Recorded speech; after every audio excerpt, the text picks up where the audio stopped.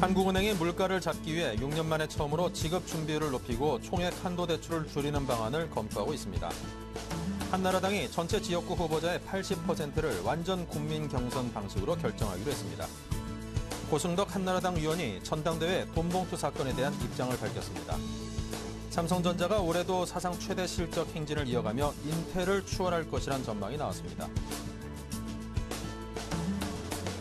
네, 시청자 여러분 안녕하십니까. 센경제 현장의 임동석입니다. 시장의 관심이 다시금 유럽으로 쏠리면서 코스피 오늘 하락 마감했습니다. 16.65포인트가 내렸고요. 코스닥은 반면 1.34포인트가 상승을 했습니다.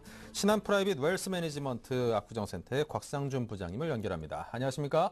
네, 안녕하십니까. 곽상준입니다. 네, 자 오늘 증시 유럽 문제가 부담으로 작용하면서 하락을 했는데요. 자 오늘 시장 정리 그리고 하락 원인에 대해서 자세하게 짚어주십시오. 네, 그렇습니다. 아무래도 최근에 지난주 1월이 시작되면서 기대감을 많이 가지고 시작한 한 달이었었는데요. 이번 주 초반부터 유럽 문제가 시장을 억누르는 그런 흐름이었습니다. 이런 흐름들이 외국인 선물 매도와 어우러지면서 거래소를 하락으로 이끌었는데요. 이번 주 유럽에서의 국채 만기 스케줄이 좀 있습니다. 이 부분들이 시장에서 좀 부담이 되는 부분인데요. 먼저 수요일 정도에는 독일의 30억 유로 국채 만기가 있고 목요일이 좀 문제입니다. 목요일이 프랑스가 약 259억 유로로 상당히 큰 수준의 국채 만기가 있습니다. 이 부분을 어떻게 헤쳐나갈 것인지 하는 여부가 이번 주 유로존 문제에서 가장 중요한 것이 아니겠느냐 이렇게 보여지고요. 금요일은 그리스의 20억 유로 정도인데 이 부분은 프랑스가 잘 넘겨진다면 무사히 넘어갈 수 있지 않겠느냐 이렇게 보고 있습니다. 그리고 또 하나 이제 목요일 날 옵션 만기일이 끼어 있기 때문에 그분에 대한 부담감도 상당히 있는 것도 사실이다 이렇게 볼 수 있겠는데요. 그럼에도 불구하고 오늘 약 한 16포인트 정도가 하락을 했는데 실질적으로 내용을 보면 그런대로 잘 견뎠다 이렇게도 표현할 수 있을 것 같습니다.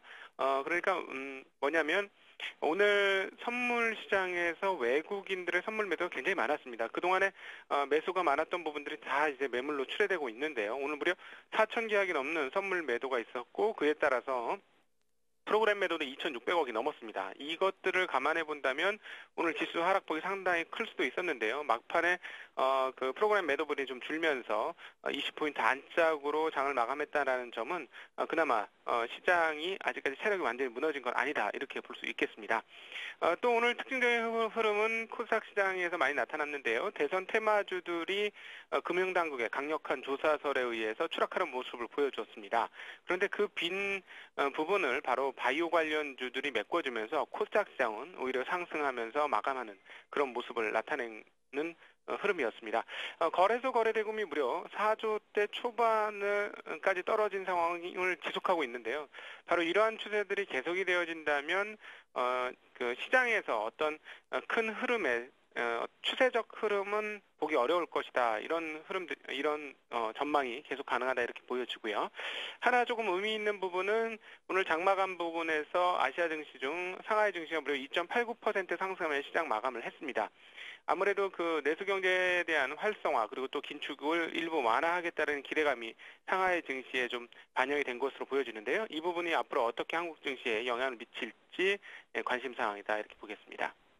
네, 이 시장이 아무래도 유럽 문제로부터 계속 자유롭지 못한 것 같습니다. 도대체 언제까지 이런 시장의 관심이 유럽 시장에 대해 쏠릴지 궁금한데요. 어떻게 내다보십니까? 네, 일단 유럽 문제 굉장히 큰 문제죠. 그러나 지난 8, 9월 달에 우리가 겪었던 유럽 문제와 지금의 유럽 문제를 한번 비교를 해본다면 일단 큰 디폴트 위험 정도 수준의 리스크는 많이 과거에 비해 줄어들었다 이렇게 볼 수 있겠습니다. 근데 이제 그럼 도대체 무엇이 문제냐 이렇게 생각을 하실 텐데 앞서 잠깐 언급드렸듯이 국채 만기가 다가올 때마다 그런 부분들은 문제가 되는 건 분명히 맞고요.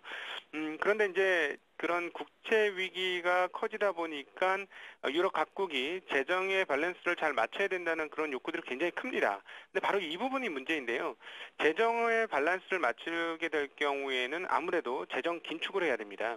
그리고 재정 긴축을 하게 되면 정부에서 푸는 돈이 줄어들게 되는 것이죠. 그러니까 경기가 악화된 상황에서는 사실 정부에서 돈을 많이 풀어야만 경기 활성화, 경기 진작책을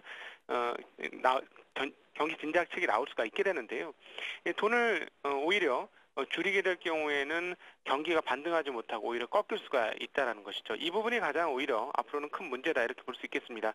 최근에 유럽 경기가 하락하면서 유럽 경기만 하락한 것이 아니고요. 유럽의 주요 국가인 독일의 성장세가 꺾이고 있고 그리고 교역량이 줄면서 중국과의 교역량도 상당히 줄고 있습니다. 그리고 유럽은 미국에 있어서도 굉장히 큰 시장인데요. 이렇게 되다 보니까 세계 경기가 또다시 하락하는 방향이 잡힐 수 있다라는 점이 가장 큰 문제입니다. 그래서 유럽발 위기를 해결하는 데 있어서 실물 경기에까지 영향을 미칠 정도의 재정 긴축이 이루어진다면 조금 문제가 될 수 있지 않겠느냐. 그래서 중장기적으로 본다면 오히려 이 부분들이 어떻게 돌아가는지가 상당히 중요하다 이렇게 볼 수 있겠습니다. 네, 자 이번 주도 유럽 이벤트 등 아주 굵직한 일정들이 많은데요. 이에 따른 증시 향배 어떻게 전망하시는지요? 네, 일단 국채 만기가 다가오고 있기 때문에요. 목요일 정도 수준까지는 조금 주저할 수도 있겠다 이렇게 보여지는데 오히려 이번 주 정도가 지나면 다음 주부터는 국채 만기 수량이 상당히 줄어듭니다. 그렇기 때문에 오히려 이번 주만 잘 버틴다면 다음 주에는 기대해 볼 수 있지 않겠느냐 이렇게 보여지고요. 그리고 또 하나는 큰 국채 만기 물량은 2월 초순에 있습니다. 이탈리아 만기 물량이 약 258억 유로가 기다리고 있는데요. 그래서 그때까지는 시장에서 유럽 문제가 그동안보다는 그런 어떤 악재로서의 역할을 좀 적게 할 수도 있겠다 이렇게 판단을 하고 있습니다. 네, 자 끝으로 투자 전략 좀 짜주십시오. 네, 지금 1900 근처까지 가던 지수가 순식간에 1800 지지를 할 수 있느냐 여부까지 밀렸습니다. 그러나 그럼에도 불구하고 기존의 박스권을 상정한 매매는 유효하다고 판단을 하고 있고요. 박스권의 중심은 약 한 1840에서 1880 정도를 중심으로 형성되고 있습니다. 과거에는 약 1850에서 1900 정도로 형성이 되었는데요. 그 부분이 조금 좀 낮아졌다 이렇게 볼 수 있겠는데 넓게는 1780에서 1940 정도로 볼 수가 있겠습니다. 그렇기 때문에 1800대 중반 이하로 떨어질 경우에는 오히려 시장의 용기를 좀 가지고 긍정적으로 접근하는 것도 나쁘지 않을 것으로 판단하고 있고요. 앞서 모두에서 설명드렸다시피 만약 중국 상하이 지수가 추가적으로 상승을 하게 될 경우에는 국내 증시에도 기대감이 크게 작용할 수 있겠다. 그래서 이번 주에 중국 증시가 어떻게 돌아가는지 여부도 관심을 가져보셔야 될 것 같고요. 그리고 만약 중국이 좋은 모습을 보여줄 경우에는 지수 영향력이 큰 중국 관련주들의 매력이 높아질 가능성이 높습니다. 그리고 더불어서 그 정유주들 같은 경우 지금 유가가 계속 높은 상황을 유지하고 있는데요. 이런 정도 수준이라면 정유주들의 흐름 그냥 긍정적으로 계속 갈 수 있지 않겠느냐 이렇게 보고 있습니다. 네, 자 지금까지 곽상준 부장님의 도움 말씀이었습니다. 감사합니다. 감사합니다.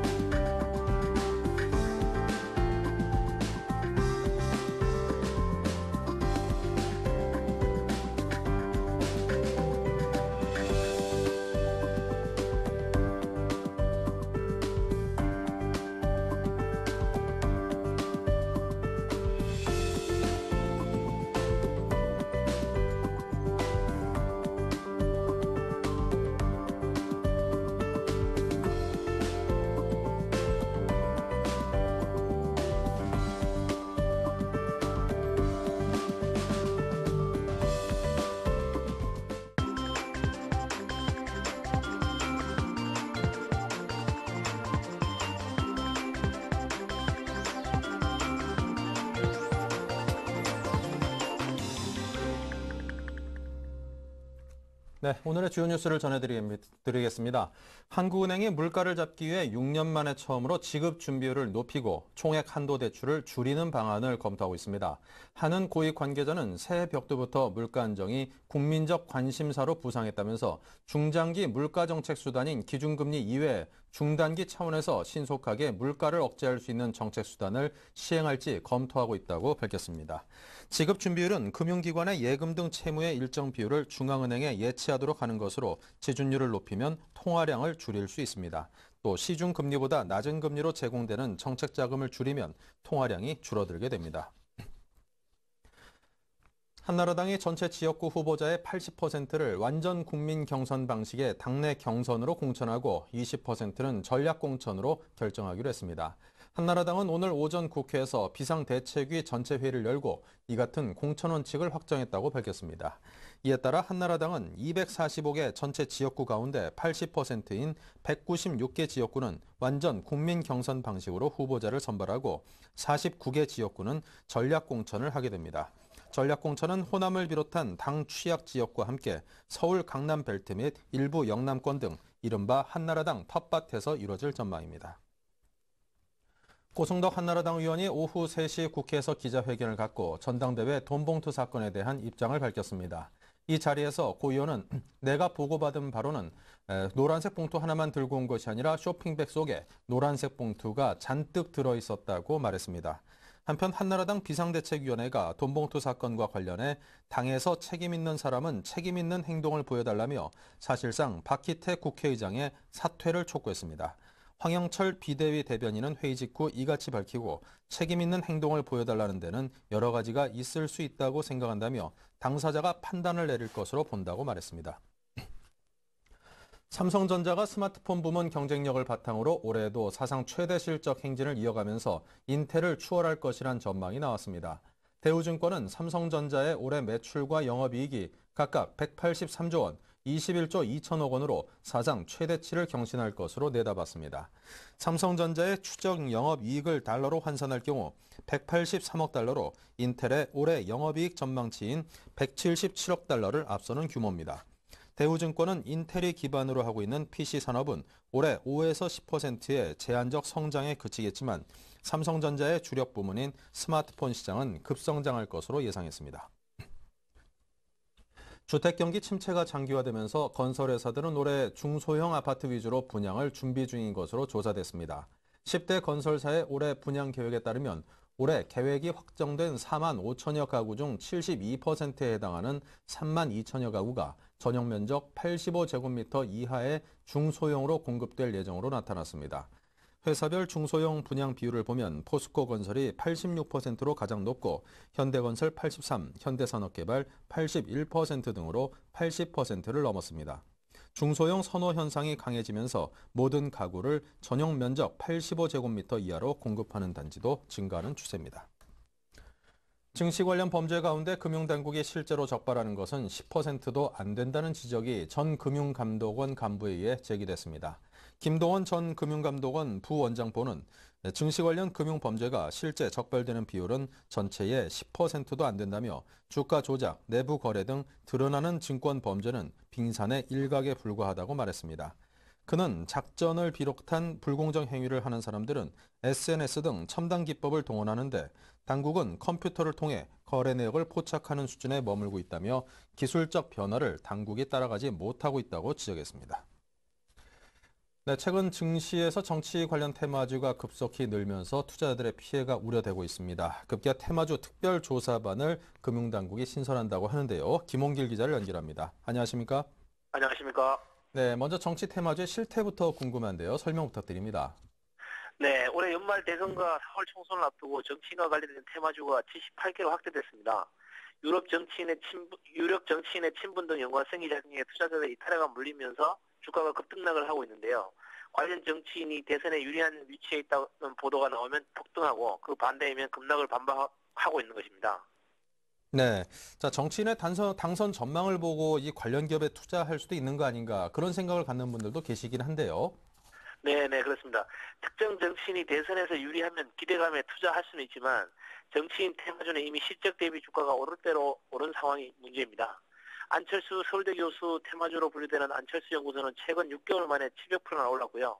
박근혜 한나라당 비상대책위원장 관련 테마주인 마크로제는 200% 이상 급등했습니다. 기업의 순이익 대비 주가 수준을 말해주는 PER도 비이성적으로 높다는 지적입니다. 그리고 테마주 생성 과정에서 작전 세력의 주가 조작 시도나 허위사실 유포를 통한 시세 조작 가능성도 있기 때문에 개인 투자자들은 묻지마식으로 추정 매매에 나설 경우 큰 피해를 볼 수도 있다는 게 금융당국의 지적입니다. 네, 자 그러면 정치 테마주로 분류되는 기업들의 펀은 어느 정도 수준인지요? 네, 안철수 테마주로 분류되는 마크로젠과 KT뮤직의 PER은 각각 500배, 120배 정도입니다. 박근혜 테마주로 거론되는 보령 메디앙스는 200배, 오스코텍은 190배, 이지는 190배 정도 됩니다. 보통 PER이 10배 정도면 실적 대비 주가가 무난하게 반영되고 있다고 보는데요. 테마주의 PER은 누가 봐도 이성적이지 않은 상황입니다. 네, 퍼가 한 500, 120, 이거 상당히 높네요. 지금 벌어들이는 이익 수준은 한 500년 정도 사업을 해야지 지금 정도 주가 수준이 된다는 얘기인데, 자, 그렇다면 투자자들의 피해가 좀 우려가 되는 상황은 틀림없는 것 같습니다. 네, 테마주 거래가 개인 투자자들이 묻지마식 추종 매매로 이루어지다 보니 일부 세력의 시세 조정 가능성까지 있어 급락 시에는 상당한 혼란이 초래될 것으로 보입니다. 금융당국도 이런 점을 고려해 테마주를 집중 감시해왔지만 규모가 계속 커지자 루머 유포 등을 통한 시세 조작 등 불공정 여부에 대한 조사로까지 확대하고 있습니다. 최근에는 테마주 특별조사반을 신설해 테마를 형성하는 세력과 관련자들의 부정거래를 즉시 조사할 방침인데요. 아직까지 구체적인 액션은 나오고 있지 않습니다. 그리고 최근에 긴급조사권을 발동해 증선에서 곧바로 주가 조작 혐의 발견 즉시 검찰에 고발하도록 하겠다고도 밝혔습니다. 네, 자, 금융당국의 조사에 어떤 성과는 있었던가요? 네, 당국은 정책 테마주인 대형과 솔고바이오에 대한 불공정 거래 조사에 착수했고 최근에는 조사 대상을 확대했습니다. 금융당국은 불공정 거래 혐의가 포착되면 검찰에 고발할 계획이라고 하고요. 대현 등은 조만간 조사 결과를 발표할 계획인 걸로 알고 있습니다. 네, 자, 그렇다면 이제 개인 투자자들 어떻게 대응을 해야 될까요? 네, 지극히 원론적인 답변이지만 전문가들은 테마주가 활개칠수록 특정 정치인과 관련된 루머에 현혹되지 말고 기업의 실적을 따져 신중하게 투자해야 한다고 조언하고 있습니다. 최근에는 특정 주식을 미리 사놓고 루머를 퍼뜨려 차익을 챙기는 사례도 포착되고 있는 만큼 투자자들의 각별한 주의가 필요합니다. 네, 자, 지금까지 증권부의 김홍길 기자의 도움 말씀 들어봤습니다. 감사합니다. 네, 감사합니다.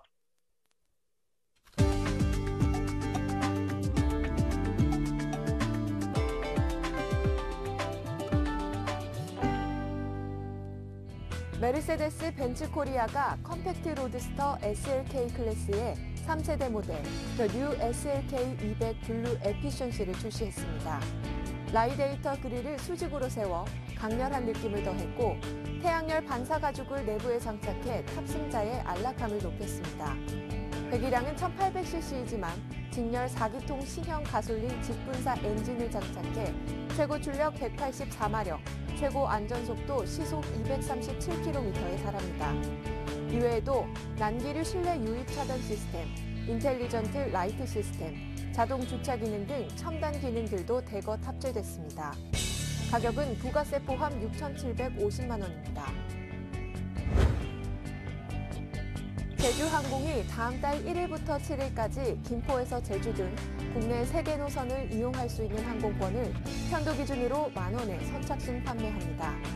이날 오전 9시부터 홈페이지를 통해 예매할 수 있고 환불이나 일정 변경은 불가능합니다.